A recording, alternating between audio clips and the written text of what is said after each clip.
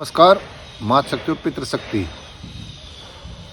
आज के राजनीतिक परिप्रेक्ष्य को देख करके मुझे लगता है और देखता हूँ कि इसको अगर कोई शुद्ध कर सकता है तो वो देश का युवा और ख़ास करके वो युवा जो खेल खेलता है, खिलाड़ी किसी भी खेल गेम का हो, उनमें जाति, क्षेत्र, भाषा आदि का भेदभाव कम होता है।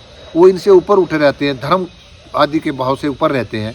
तो अवे खिलाड़ी विपरीत परिस्थितियों में अपने आप को हताश निराश भी कम करते हैं, लेकिन दुर्भाग्यवश वो अपने वजूद को, अपने सौहार्दपूर्ण सद्भाव संबंधों को समझ नहीं पाते हैं और केवल इन राजनेताओं के इर्द गिर्द, खास तौर से मैं पहलवानों को कहूँगा, वे बॉडीगार्ड की तरह खड़े होते हैं और वह अपने व्यक्तिगत लाभ के लिए अपने उस वर्ग को जो खेल भाव से, राष्ट्रीय भाव से, सब जाति भेदभाव, धर्म भेदभाव को छोड़ करके खेल खेलता है, लेकिन वो इन राजनीतिक लोगों के, धार्मिक लोगों के चंगुल में फंस करके अपनी ताकत को नहीं समझ रहा है। तो जिस तरह से जामवंत ने हनुमान को अपनी ताकत बताई थी, तो मैं वही कहूँगा कि मेरे भाव यही हैं कि आप अपनी ताकत को पहचानें, किसी के पीछे खड़े होकर के बॉडीगार्ड ना बने, सौहार्दपूर्ण वातावरण बना करके अपने लोगों का संगठन बनाएं। आप लोग ज़्यादा धर्मनिरपेक्ष और बंधुत्व और समतत्व के लोग हो। आप अपने मत को पहचान करके अपनी ताकत बनाएं, अपने लोगों को आगे बढ़ाएं, राजनीति में लाएं, व्यापार में लाएं, शैक्षिक उसमें लाएं और खेल के साथ साथ शिक्षा को जानें। शिक्षा में भी खास तौर से इतिहास को जानें और इतिहास को जानेंगे तो जितने भी बड़े योद्धा हुए हैं, और योद्धा ही पहले राज करते थे, यानी कि जो धावक थे, पहलवान थे, तीरंदाज थे, घुड़सवार थे, वे ही बड़े योद्धा हुए हैं, उन्होंने शासन चलाया है। तो आप अपने से गुण को जानें। अब मत का युग है, अब तलवार और डंडे का युग नहीं है।